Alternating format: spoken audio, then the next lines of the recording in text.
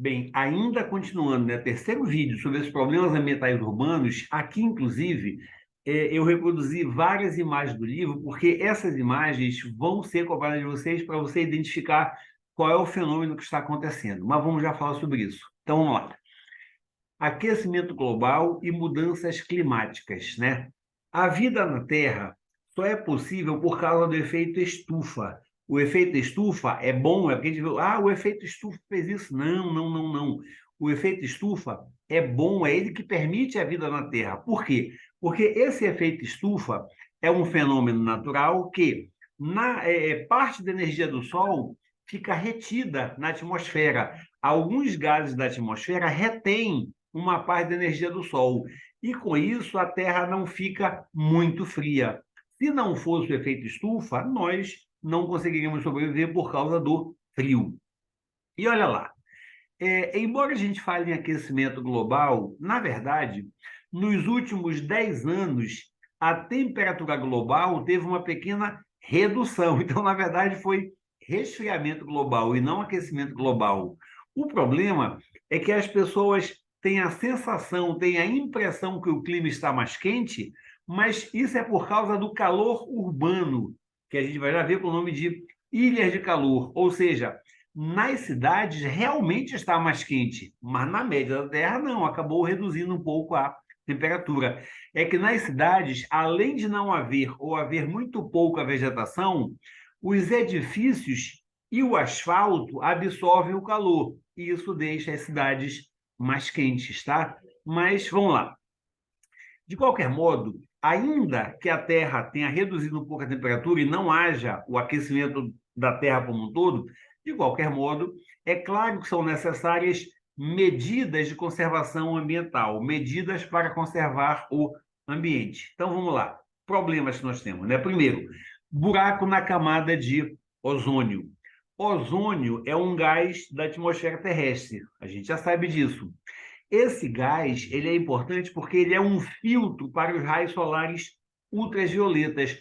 O raio do sol, se pegasse direto na nossa pele, causaria câncer de pele. Muito grande a chance de causar câncer de pele. O ozônio funciona como um filtro natural, que reduz a incidência a agressão desses raios solares, reduz a incidência de câncer de pele, tá? Então, o ozônio ele é importantíssimo como filtro dos raios solares ultravioletas. Em 1985, os cientistas perceberam que havia um buraco nessa camada de ozônio, isso sobre os polos da Terra. Então, sobre os polos, eles perceberam uma falha na camada de ozônio e descobriram que esse gás CFC, que é o gás usado nas geladeiras, nos aparelhos de ar-condicionado, no spray, no desodorante spray. Esse gás, ele ataca o ozônio. Esse gás, quando sobe na atmosfera, ele reage com o ozônio e ele elimina o ozônio, tá? E por causa disso foi assinado esse protocolo de Montreal. O que foi esse protocolo de Montreal? Os países se comprometeram a eliminar o uso do CFC. Eliminando o CFC, não seria tão agredida essa camada de ozônio, tá? Então, olha lá, hoje realmente a camada de ozônio parou de ser atacada, o buraco de ozônio não aumenta mais. Mas, de qualquer modo, só para vocês terem uma ideia, os cientistas não têm um acordo sobre isso. Alguns afirmam que o buraco de ozônio foi causado, foi aumentando por causa da atuação humana, por causa do CFC. Mas outros dizem não, o buraco da camada de ozônio é um fenômeno natural, faz parte da atmosfera e não decorre da atuação humana. O fato é, o buraco de ozônio existe, mas ele realmente não está aumentando porque está sob controle o consumo desse gás CFC. Se você pegar hoje um desodorante, tem lá, não contém CFC. Se você pegar um ar-condicionado, vai estar escrito dele lá, não usa CFC. Exatamente por isso, esse controle para não aumentar o buraco na camada de ozônio, tá? A chuva ácida. A chuva ácida, ela é formada por gases que ficam na atmosfera e que reagem com a água. E essa reação faz com que surjam ácidos. Eu coloquei aqui a figura porque essa figura tem grande chance de aparecer para vocês sem esses nomes aqui. E você vai dizer o que isso representa. Olha lá. Aqui na atmosfera, nós temos dióxido de enxofre, né, e dióxido de nitrogênio. Esse é enxofre, O2 é dióxido, 2 de oxigênio, N é nitrogênio. Então, aqui nós temos óxidos ou dióxidos de enxofre e de nitrogênio. Isso, quando reage com a água, vai formar ácido. Ácido sulfúrico, aqui o enxofre, e ácido nítrico, aqui do nitrogênio. Tá? Então, o que acontece? Esses ácidos que se... Olha lá, a emissão de poluentes, né, é que libera esses dióxidos de enxofre e de nitrogênio. Esses gases que estão aqui vão reagir com água e vão formar a chuva ácida. Quando cai a chuva, ela cai em forma de ácido, tá? Essa chuva ácida, se é ácida, ela afeta as construções e pode danificar o patrimônio histórico. Ela corrói, ela desgasta, é quase como se derretesse as igrejas, as estátuas, os prédios antigos, etc. Tá? Mas, pior do que isso, essa chuva ácida, ela atinge também os seres vivos. Ela pode causar câncer de pele, ela pode causar problemas respiratórios, ela pode matar peixes ou outros pequenos animais, e, além disso, ela vai contaminar o solo, prejudicando a agricultura, vai contaminar a água e vai destruir a vegetação. Ou seja, essa chuva ácida é terrível, tem consequências bem graves, né? Não esqueça, essa figura pode ser mostrada de vocês, vocês vão dizer, isso é a formação da chuva ácida. Ilhas de calor. O que acontece? Comentamos há pouco, né? Nas cidades, o centro da cidade, as cidades como um todo, aquecem além do normal. A temperatura na cidade é maior do que a temperatura das áreas ao redor da cidade. Por quê? Porque, normalmente, no centro das grandes cidades, são poucas áreas verdes, é pouca vegetação.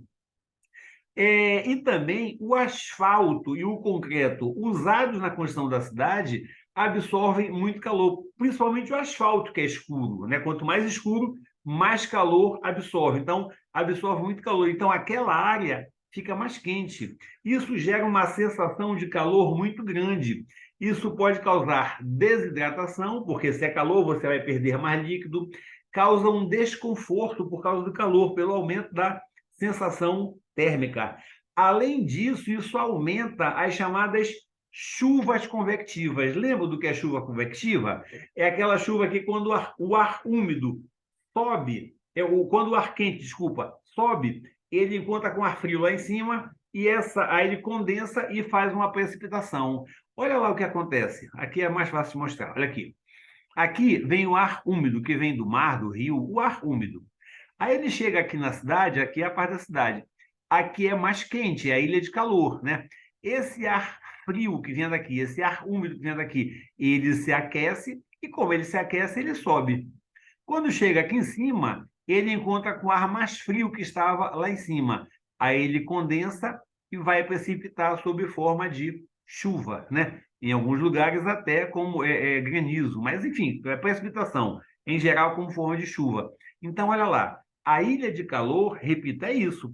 Aqui no centro das grandes cidades, por causa da pouca vegetação e do asfalto e do concreto, aqui é mais quente do que a área aqui em volta. Aí o ar frio que chega aqui, ele aquece, ele sobe porque aqueceu, entra em contato com ar frio, vai condensar e vai precipitar em forma de chuva. É importante você ver essa figura aqui, tá? Isso representa a atuação da ilha de calor, tá? Agora, é claro que podem ser adotadas medidas. Se o problema é a falta de vegetação, uma medida evidente que pode ser tomada é plantar mais árvores no centro da cidade. Outra, as superfícies podem ser pintadas com cor branca. A gente já sabe que quanto mais escura for uma superfície, mais ela absorve o calor do sol. Então, se ela for mais clara, ela reflete melhor os raios solares, né?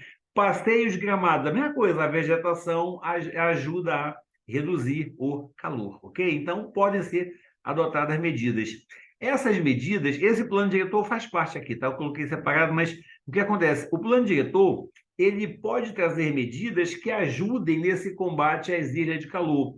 O plano diretor é uma lei que traz as regras para orientar o funcionamento e o crescimento de um município. Por exemplo, o plano diretor pode dizer assim, olha, nesta área da cidade, você tem que guardar 20% do seu terreno para plantar árvores. O plano diretor pode dizer isso aí. Então, ele pode ajudar a combater essa ilha de calor. Esse plano diretor, ele não é obrigatório em todas as cidades, mas ele é obrigatório nas cidades que tenham mais de 20 mil habitantes ou que sejam cidades turísticas. Manaus tem o seu plano diretor, porque tem muito mais do que 20 mil habitantes, tá? Então, esse plano, ele busca que todos tenham acesso aos benefícios do espaço e que os recursos sejam usados de modo sustentável. Uma das coisas é essa aí, é combatendo, ajudando a combater as ilhas de calor, ok? E ainda tem o fenômeno último, né, da inversão térmica. O que acontece? Normalmente, o ar frio fica na camada superior. Aí o ar quente vai subir, quando encontrar com ar frio lá em cima, vai condensar. Mas essa inversão, olha aqui, o ar frio, ele é que fica na camada inferior e o ar quente na superior, impedindo que o ar possa subir. Olha só, vai aparecer, o normal seria isso aqui, né? Aqui é o ar quente, aqui é o ar frio e o ar mais frio aqui em cima. Esse é o normal. Quanto mais sobe, menor vai ficando a temperatura do ar. Quando ocorre a inversão térmica, é por aqui que vocês vão identificar. Na inversão térmica, olha aqui, nesse ponto aqui intermédio, a temperatura diminui, mas nesse ponto ela aumenta, ou seja, o ar que está aqui no meio vai ficando mais quente.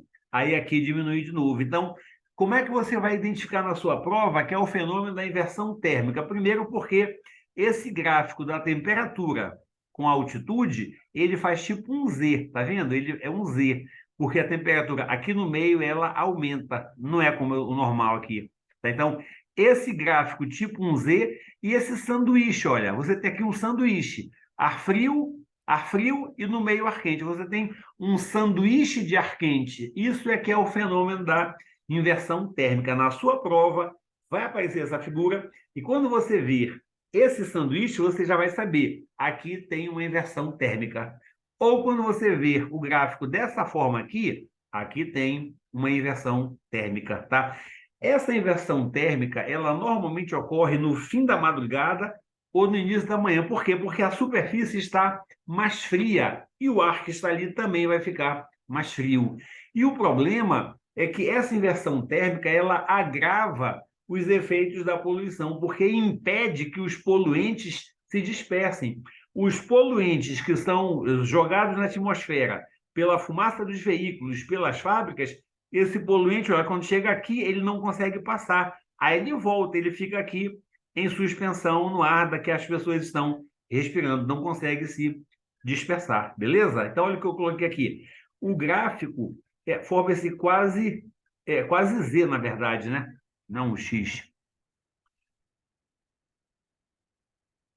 Olha aqui, o gráfico é esse quase Z aqui, né? E o desenho forma um sanduíche de ar quente, ar frio e no miolo ar quente, beleza? Sanduíche com recheio de ar quente, paro por aqui. Foram 3 vídeos antes da gente chegar nos exercícios.